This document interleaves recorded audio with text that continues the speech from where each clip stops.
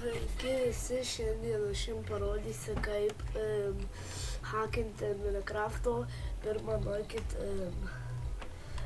suraskit wizardhacks.com haką ir jūsų versiją ir parašykite čia